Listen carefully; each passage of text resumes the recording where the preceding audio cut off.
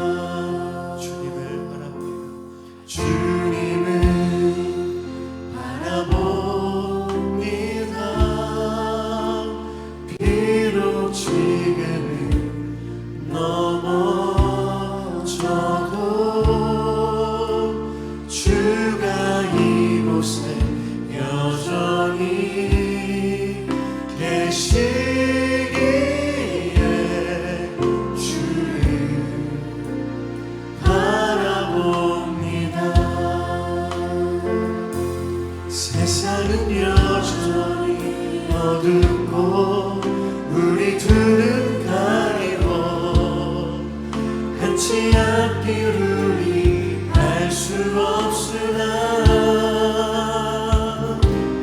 여전히 우리의 곁에서 우릴 감싸주시는 주님, 우리의 시선을 드리리. 주님을 바라봅니다. 비록 지금은 넘어져도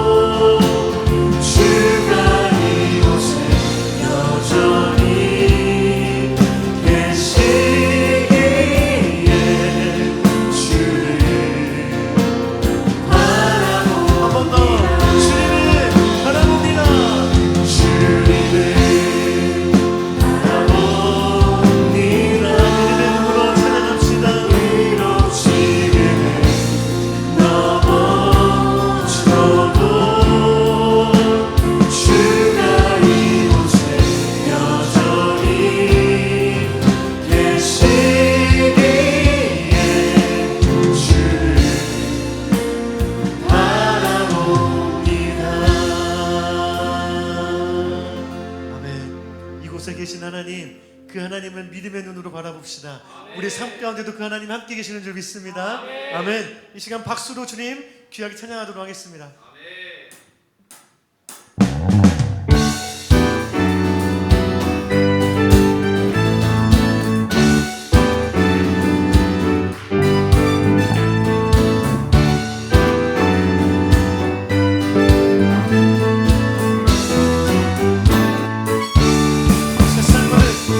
세상 모두 끝방아를 흔들어 약한 마음 낚시당해 될 때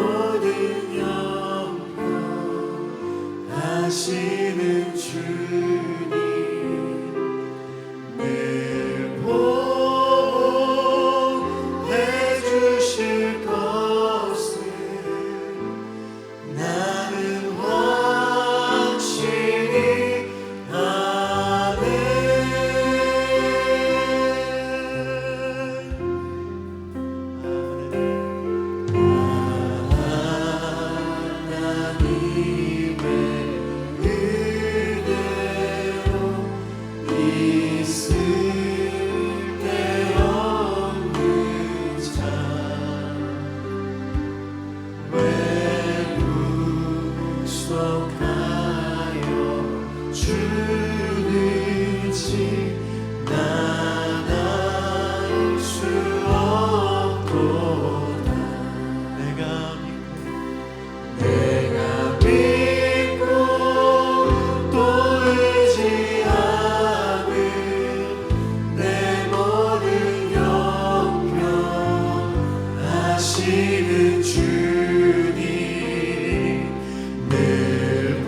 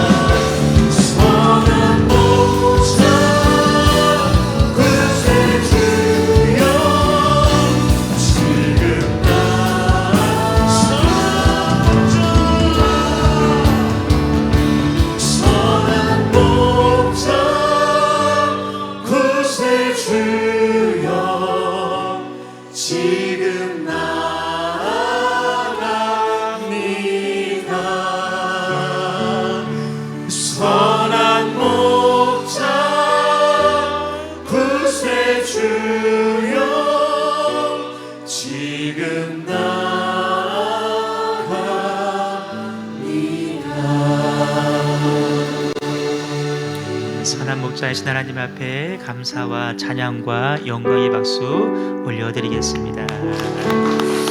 그렇습니다. 주는 선한 목자이십니다. 자, 말씀 나누기 앞서서 우리 선포할 텐데요. 오늘은 새로운 성령 명령과 선포입니다. 성령 충만을 위한 명령과 선포인데요. 자, 우리 선포할 준비 딱 하시고요. 자, 손 다시고, 자, 마지막에 손도 밑으시고, 자, 선포 준비 이렇게 하시고, 자, 됐나요? 같이 크게 이 시간 성령 충만을 사모하는 마음으로 크게 외치겠습니다. 시작. 주여, 성령 충만을 받기 위해서 성령님을 인정하고 사모하며 간절히 기도해야 함을 알게 하시니 감사합니다. 주여, 성령님이 세상 끝날까지 나와 함께 하시길 감사합니다.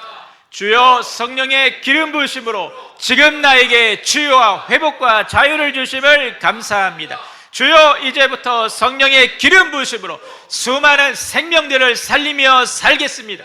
나는 이제 성령 충만하여 어디서든지 담대하게 복음을 전하겠습니다. 주여, 성령님을 간절히 사모하지 못해서 용서하소서. 나는 지금 내 모든 상처에서 완전한 치유를 선포하노라. 내 마음의 상처, 주위에서 나를 괴롭혔던 악하고 더러운 영들은 떠나가라. 성령을 소멸케 하는 악한 영은 떠나가라. 나에게서 하늘을 잊게 하고 땅이 전부인 것처럼 속게 하는 악하고 더러운 영은 떠나가라. 성령님 환영합니다. 성령님 의지합니다. 성령님 사랑합니다. 성령님 기뻐합니다. 성령님 오셔서 기름 부으소서. 오 주여, 나로 하여금 성령의 열매를 주렁주렁 맺게 하시니 감사합니다.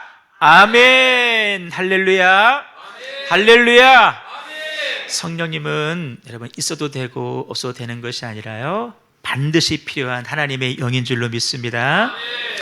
예수님 부활하시고 난 다음에 승천하셨잖아요. 40일 후에 열흘간 모여서 전심으로 기도할 때 성령이 충만하게 임한 줄로 믿습니다. 성령의 충만함을 받고 나니까 그들의 삶이 달라지는 거예요.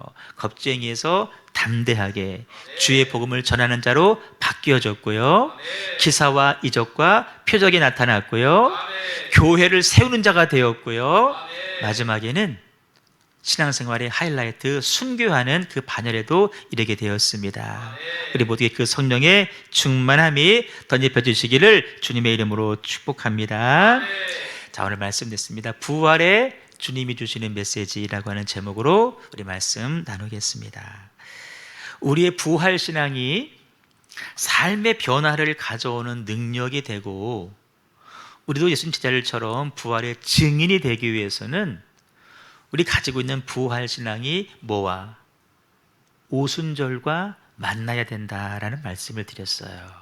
다시 말하면 부활 신앙만으로는 부족해요. 그 위에 성령의 충만함이 임할 때에 우리들의 삶의 성품도 달라지게 될 것이고, 우리도 예수님 제자들처럼 능력 있는 부활의 증인의 삶을 살게 될 줄로 믿습니다. 자, 지난주에 이어서 우리 예수님 부활의 현장으로 한번 더 가봐요. 예수님 무덤에 제일 먼저 찾아간 사람은 두 명의 여인이다 그랬죠. 마리아와 또 다른 마리아 그랬어요. 이들이 예수님의 무덤을 찾아간 것은 예수님의 부활을 확인하러 간 것이 아니라 예수님에게, 시신에게 향유 옥합을 발라주려고, 다시 말해서 부활의 믿음을 가지고 간 것이 아니라 인간적인 연민을 가지고 무덤가에 찾아갔었어요. 그런데 그때 어떤 일이 벌어지나요? 지진이 나기 시작하면서 땅이 흔들려요. 갑자기 하늘에서 천사가 내려오는데 이렇게 말합니다. 예수님 부활했으니 얼른 무덤을 떠나서 제자들에게 이 사실을 알려라 라고 천사가 이야기를 해요. 두려웠어요. 하지만 한편으로는 또 기쁨도 있었어요.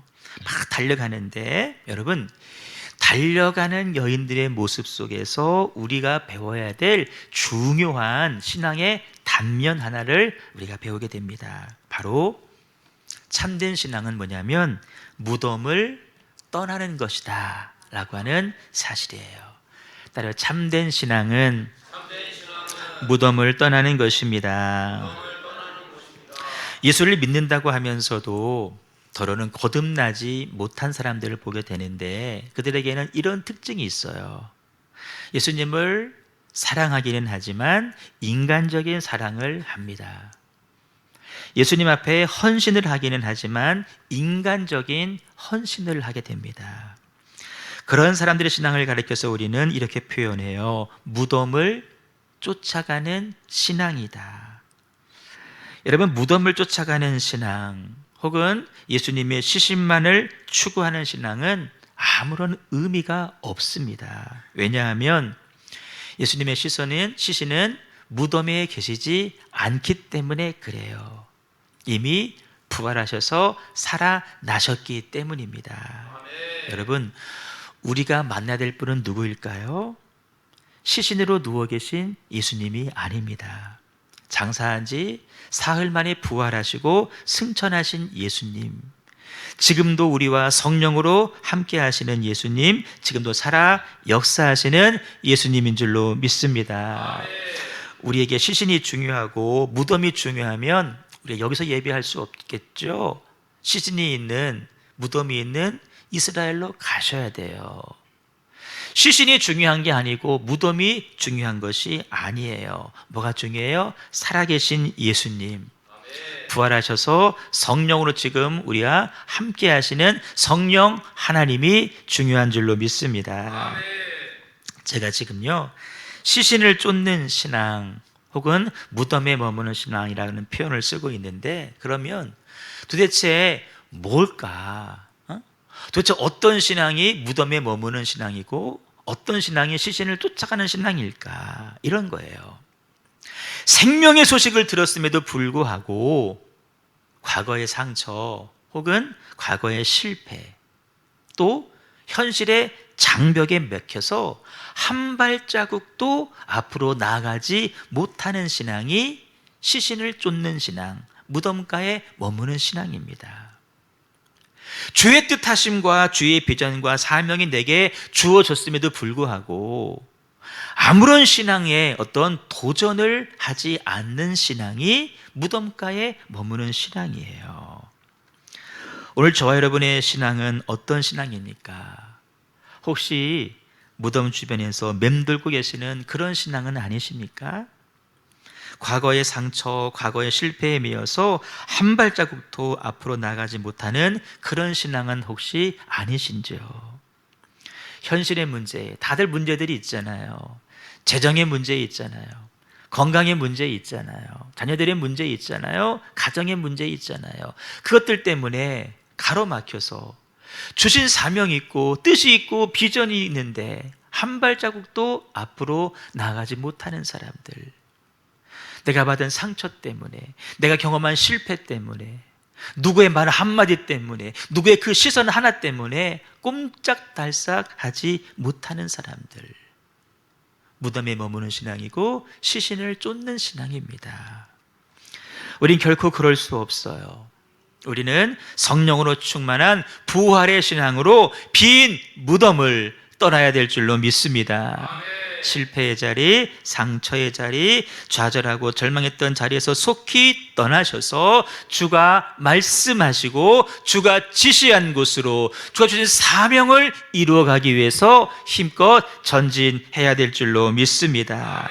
바로 그런 신앙이 사한 신앙이고 바른 신앙이고, 그런 신앙이 부활의 역사를 써나가는 능력 있는 신앙인인 줄로 믿습니다. 여러분, 하나님의 역사는 무덤에 머무는 사람이 이루어가는 것이 아니에요.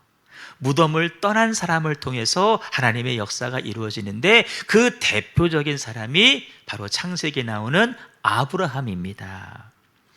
아브라함은 갈대아 우르라고 하는 지역에서 대대로 우상 숭배하던 가문에서 태어난 사람입니다. 벌써 이것만 봐도 믿음의 조상과는 어울리지 않는 사람이에요. 하지만 하나님은 그런 그를 믿음의 조상으로 삼으시고 그를 통해서 이스라엘이라고 하는 민족을 세우기로 마음을 먹으셨어요. 전적인 하나님의 주권적인 선택이십니다. 주권자 하나님께서 아브라함에게 말씀하시기를 아브라함아 너는 본토와 친척과 아비집을 떠나서 내가 너에게 지시한 곳으로 가라라고 말씀하셔요. 그때 아브라함이 어떡하죠? 아브라함이 여호와의 따라요 말씀을 따라갔고 한 번도 가보지 않은 곳을 향하여서 하나님의 말씀을 따라갔다라는 거예요. 그리고 당신은 태어난 땅에서 살다가 태어난 땅에서 죽는 그런 시대입니다. 고향을 떠난 것은 죽음을 의미했습니다. 더군다나 그 당시 아브람 나이가 75세라고 말씀해 주고 있어요. 하지만 아브라함은 고향 땅 갈대아 우르를 떠나서 하나님 지시하신 곳으로 길을 떠났습니다. 주신 말씀의 의미를 정확히는 모를지 모르지만 그러나 그 말씀이 말씀하신 그대로 내게 이루어질 줄로 믿습니다. 이 믿음 하나 붙잡고 믿음의 여정을 떠났다라는 거예요. 아들이 없었어요. 절망했어요. 우상 숭배하던 땅이에요. 무덤을 떠난 거예요. 시신을 떠난 거예요. 절망을 떠난 거예요. 낙심을 떠난 거예요. 좌절을 떠난 거예요. 실패를 떠난 거예요. 한 번도 가보지 않았지만 약속하신 곳으로 떠나갔다라는 거예요. 하나님 그것을 믿음으로 인정하셨어요. 훗날 아브라함이 애굽에 내려갔을 때에 아내를 누이라고 속이잖아요. 비겁한 모습이에요. 약속을 뒤로하고 인간적인 방법으로 이스마엘을 얻는 실수를 범하기도 했어요. 하지만 그것과 상관하지 아니하고 하나님은 말씀하신 대로 약속하신 대로 그에게 아들을 주셨는데 그 아들 하나를 통하여서 후손을 통하여서 이스라엘 민족을 이루어 가셨고 마침내 아브라함은 약속하신 대로 믿음의 조상이 되는 축복을 누리게 된 줄로 믿습니다. 바로 이것이 믿음을 떠난 사람들이, 무덤을 떠난 사람들이 누리는 축복이라는 거예요. 여러분, 아브라함처럼 부활의 신앙, 무덤을 떠나는 신앙을 가진 사람들은 오늘 이 세상을 살아가면서 결코 두려워하지 않습니다. 닥친 상황과 형편 앞에 매이지도 않습니다. 절대 포기할 수 없던 것들을 포기하게 됩니다. 양보할 수 없는 것들을 양보하게 돼요. 네가 좌하면 나는 우하리라. 네가 먼저 좋은 거를 선택해라. 그럼 나는 나머지 거를 선택하겠다. 돈도 명예도 포기해요. 과거의 상처에 매이지 않아요. 현실의 문제에 함몰되지도 않아요. 닥쳐올지 모를 실패 앞에 두려워하지도 않습니다. 간절히 바라기는 저와 여러분이 이 믿음 소유할 수 있기를 주님의 이름으로 축복합니다. 무덤을 찾는 신앙이 아니라 무덤을 떠나는 신앙이에요.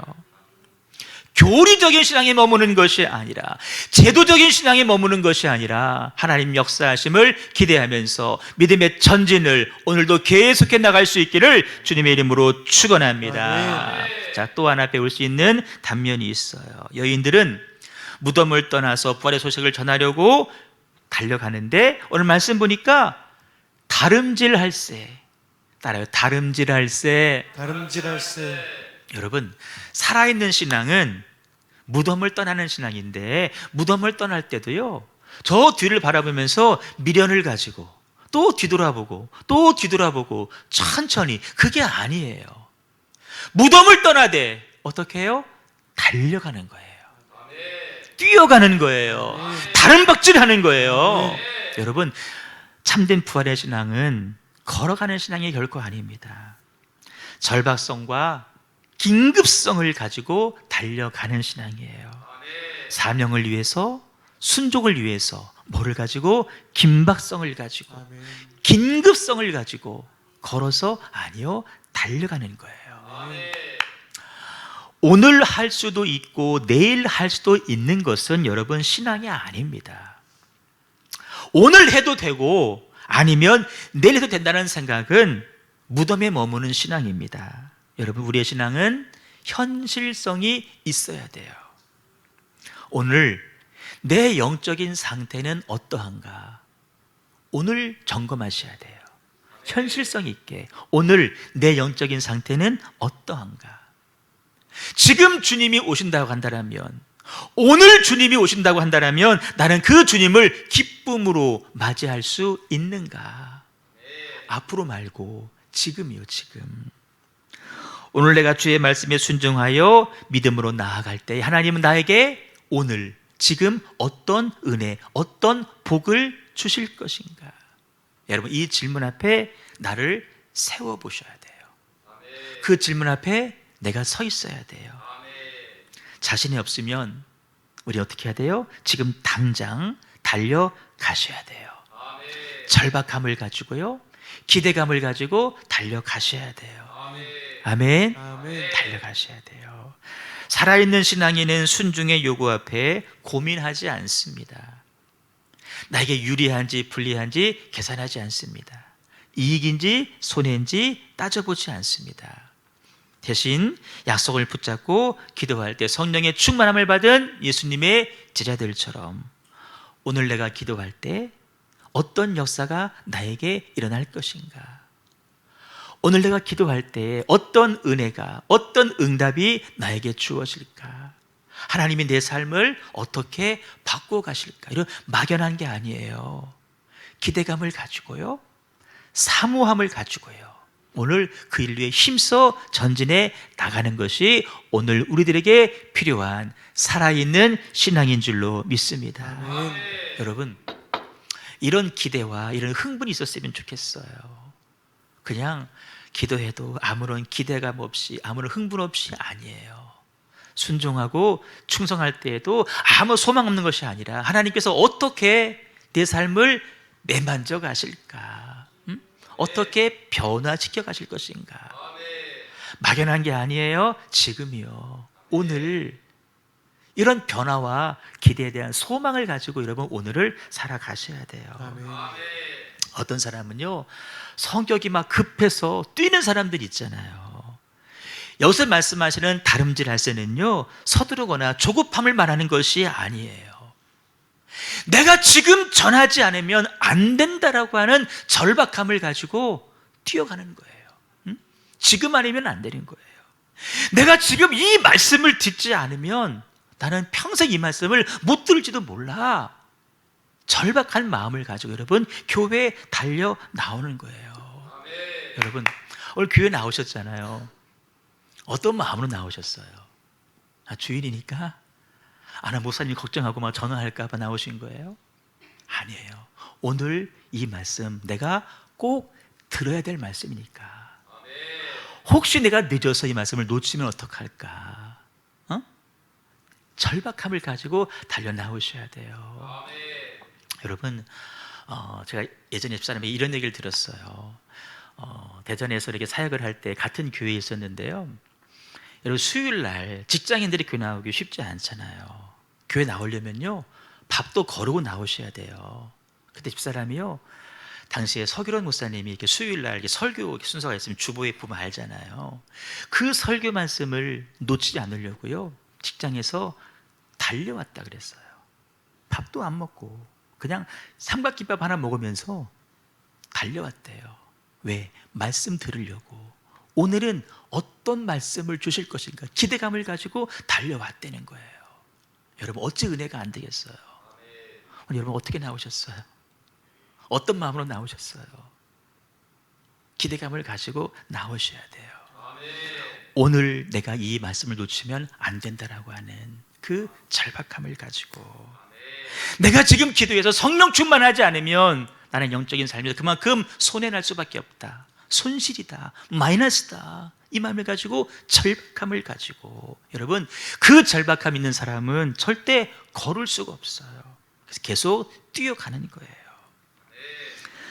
아브라함의 신앙이 무덤을 떠나되 빨리 떠나는 신앙이었다고 한다면 성령 받기 이전에 베드로는요, 그 반대의 모습이었어요. 예수님 변화산에 오르셨거든요, 베드로와 함께.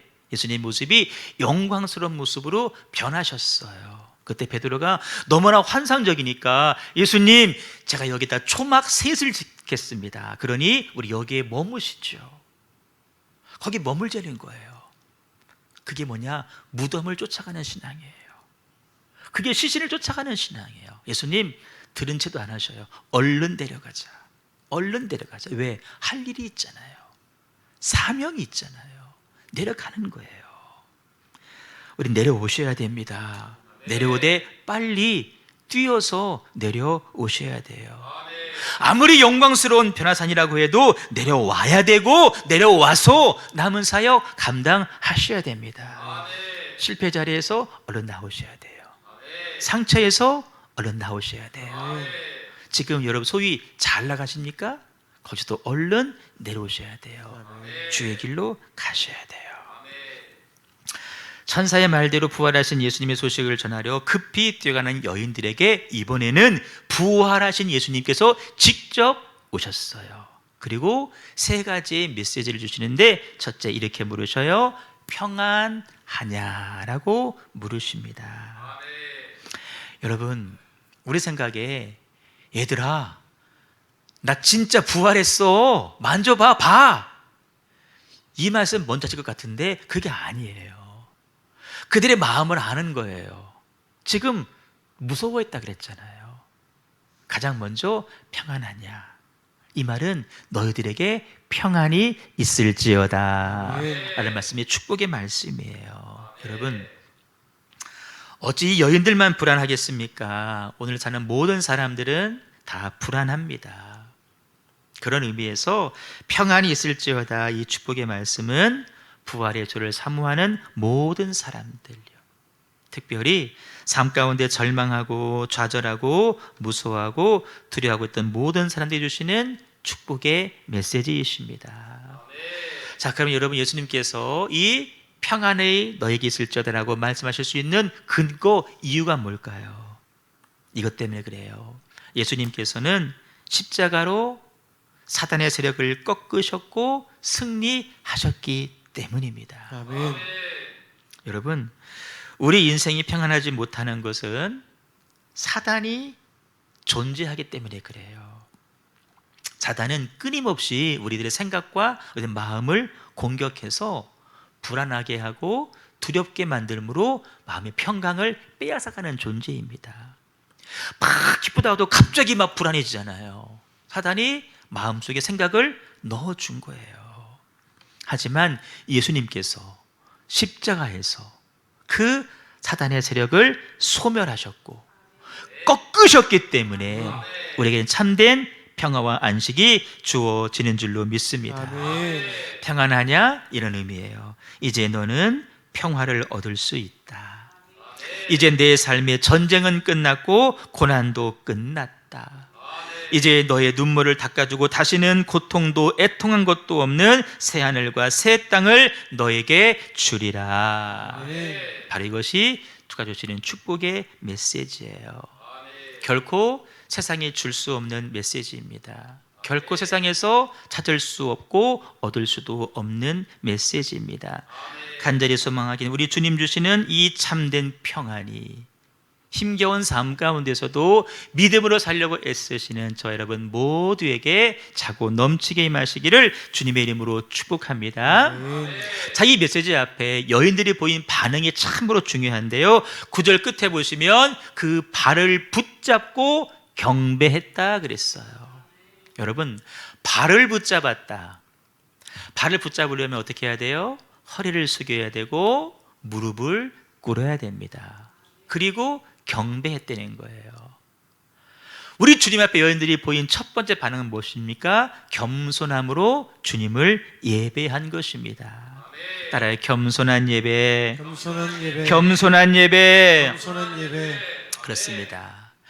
평안 주시는 주님 앞에 우리가 해야 될 첫 번째 반응은 뭐냐면 겸손함으로 하나님을 예배하는 것입니다. 성경에 보시면 주님 앞에 겸손함으로 예배했던 사람들의 모습을 찾아볼 수 있는데, 예수님께서 막 태어나셨습니다. 말 구유에 누워 계셔요. 양을 치던 목자들이 와서 무릎을 꿇고 경배했다 그랬습니다. 동방박사들도 찾아와서 박사들인데 예수님 앞에 무릎을 꿇고 경배했다 그랬어요. 죄인임을 깨달은 베드로가 주 앞에 엎드려서 주님, 저는 죄인입니다. 엎드린 거예요. 자기의 원래 모습을 깨달은 자가 첫 번째 모습은 엎드리는 거예요. 세리는요, 감히 예수님의 얼굴을 쳐다보지도 못해요. 하늘을 바라보지도 못해요. 나는 죄인입니다. 가슴을 치면서 고백을 하잖아요. 예수님 앞에, 특별히 부활하신 예수님 앞에 우리가 마땅히 할 일은 영광스러운 그분 앞에 겸손함으로 예배하는 것입니다. 모든 교만과 높아진 마음을 꺾어버리시고 무릎으로 그분의 발을 붙들고 경배하는 것이죠. 여러분, 오늘날 현대인들이 왜 하나님을 믿지 않습니까? 하나님을 대적하고 싶은 마음이 우리 안에 있기 때문에 그렇습니다. 하나님을 하나님으로 인정하지 않기 때문에 그렇습니다.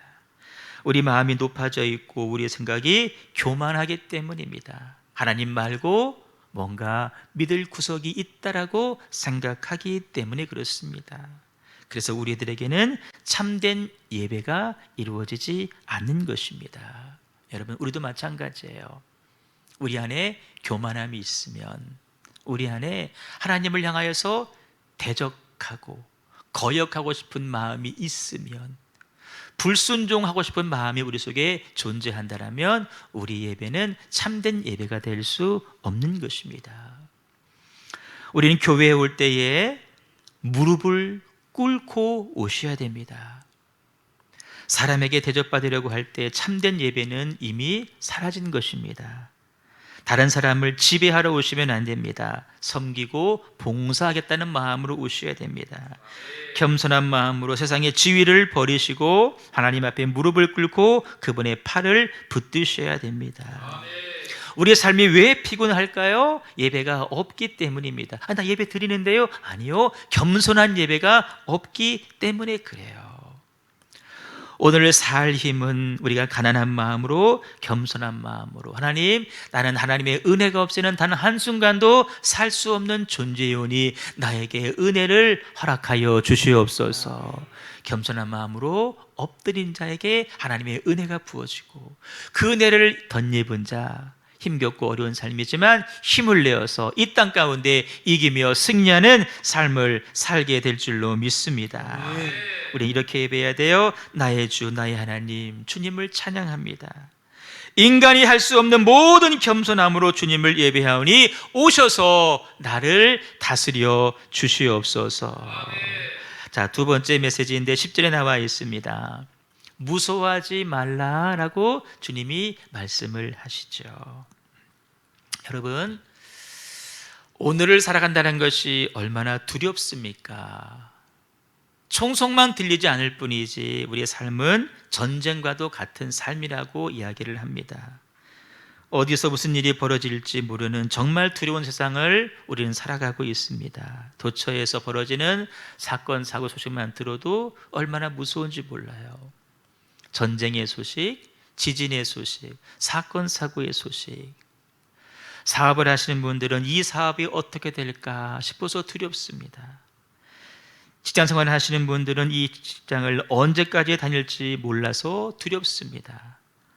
건강검진을 할 때마다 혹시 어떤 병이 발견되지는 않을까 싶어서 또 우리는 두려워합니다. 아이들을 학교에 보내놓고도 혹시 무슨 일이 생기지는 않을까 싶어서 우리는 또 두려워합니다. 다가오는 노후와 죽음 앞에 또 우리는 두려워하게 됩니다. 그러나 우리들에게 주님께서 이렇게 말씀하시죠. 무서워하지 말라, 두려워하지 말라라고 말씀하십니다. 여러분, 묻고 싶어요. 예수님 말씀하셨어요. 두려워하지 말라. 이 말씀을 들을 때 정말 두려움들이 사라지시나요? 정말 무서움이 사라지시나요? 아무것도 두렵지 않으신가요? 응? 정말이신가요? 안녕하신 권사님 말고 여러분들 어떠세요? 정말 안 무서워요? 두려움 다 사라지셨어요? 근데 표정들은 왜 그러세요? 여러분, 정말 이 말씀을 믿기를 바랍니다. 믿어지기를 바랍니다. 믿으셔야 됩니다. 왜냐? 예수님 승리하셨기 때문에 그래요. 우리 예수님께서 우리의 모든 질병을 다 이미 짊어지셨기 때문에 그래요. 여러분, 질병은요, 고치는 거예요. 갖고 있는 거 아니에요. 믿음을 가진 자, 시간적인 차이만 있을 뿐이지 반드시 육신의 질병 깨끗이 나음받게 될 줄로 믿습니다. 아멘. 죽음이요, 예수님 부활하신 것처럼 우리도 부활할 거기 때문에 여러분 두렵지 않아요. 죽음이 두렵지 않습니다. 왜? 다시 살 건데. 다시 살 건데. 오늘 피었다 지는 들풀도 입히시고 공중나는 새들도 먹이신 하나님께서 하물며 우리를 살피시지 아니하겠느냐. 여러분, 이 비밀을 일찍 깨달은 사도 바울이 이렇게 고백합니다. 읽어봐요. 시작. 사망아 너의 승리가 어디 있느냐. 사망아 너의 쏘는 것이 어디 있느냐. 아멘.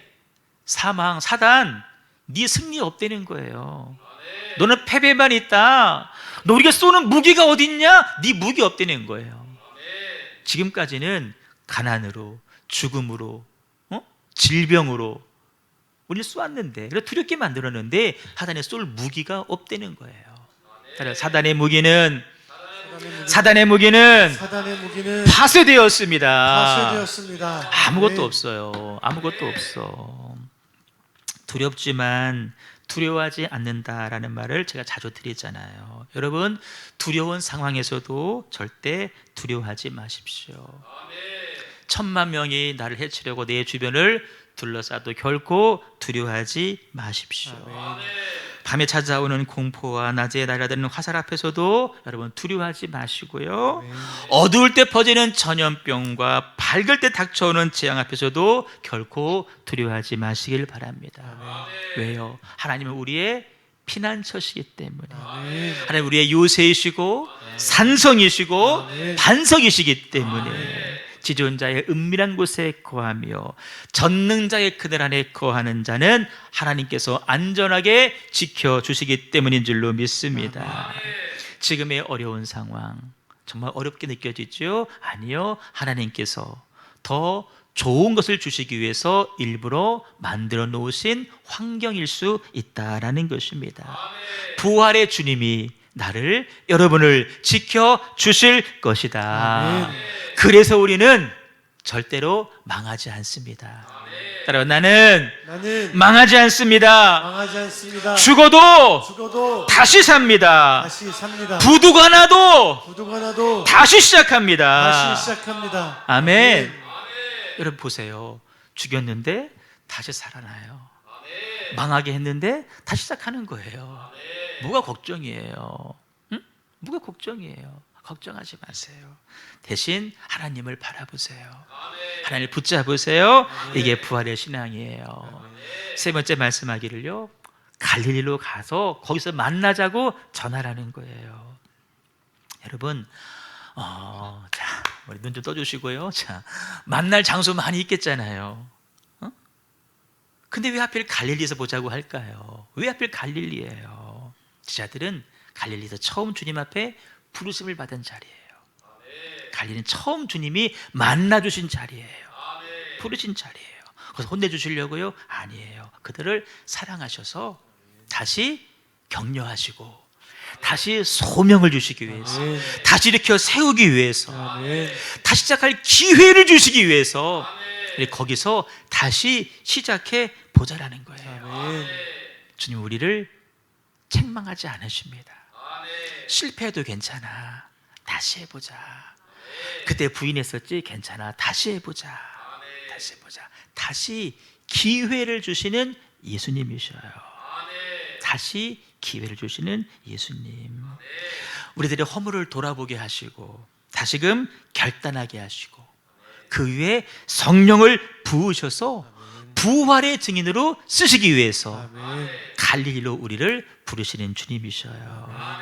여러분 혹시 과거에 주님의 부르심을 받고 불타는 신앙으로 살았다가 지금 다 까먹으시고 절망하고 좌절하고 낙심하고 계시지 않으세요?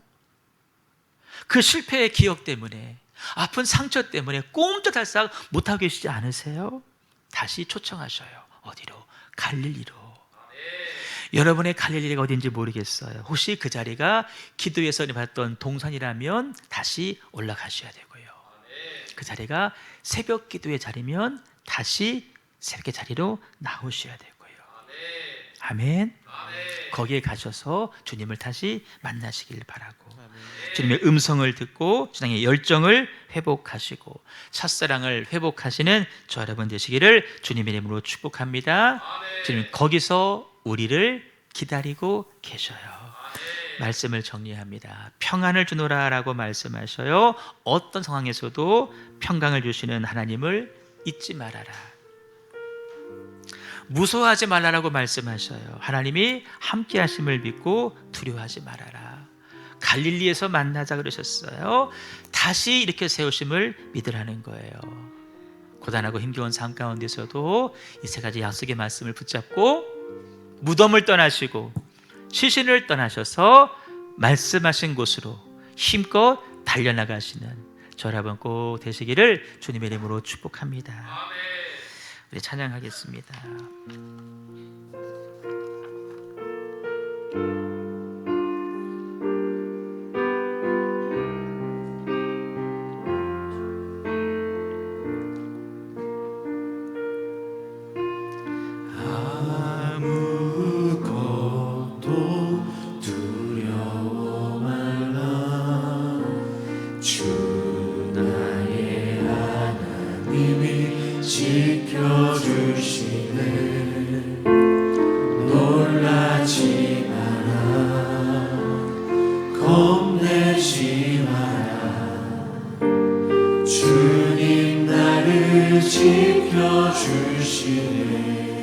다시 한번 아무것도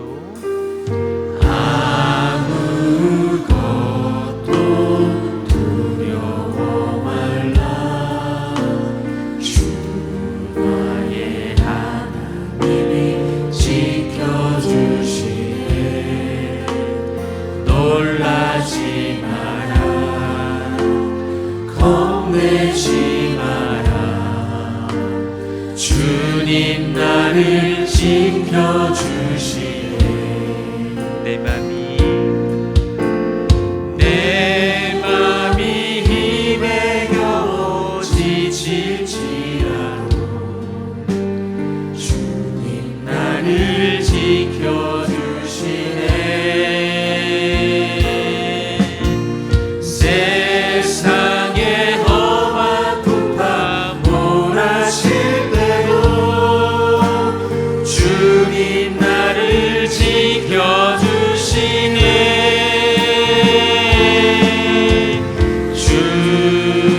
주님은 나의 산소, 주님은 나의 요새, 주님은 나의 소망, 나의 힘이 되신 여호와. 아무것도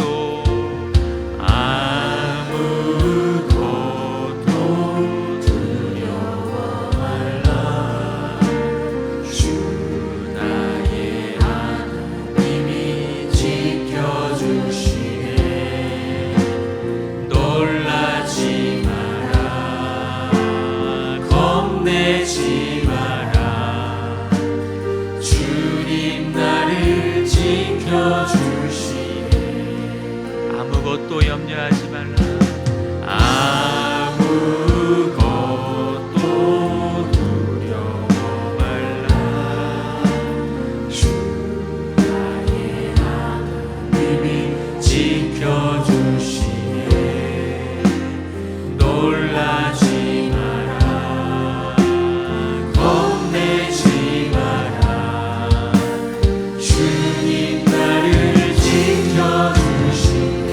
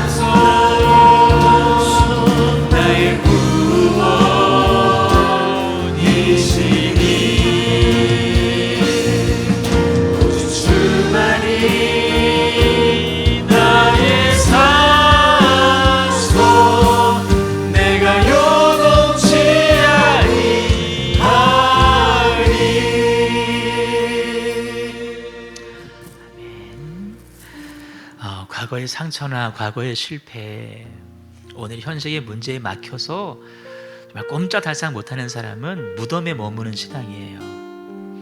하나님을 떠난 것도 아니고 아닌 것도 아닌 무덤가만 맴도는 신앙이죠. 그런 신앙으로는 하나님의 새로운 역사를 써나갈 수가 없고요. 근데 작은 삶의 변화 하나 이끌어낼 수가 없습니다. 우리는 무덤을 떠나야 되고요, 시선을 떠나야 됩니다. 힘껏 다름질해서 달려가셔야 돼요. 우리 모두의 신앙이 그런 신앙 되었으면 좋겠습니다.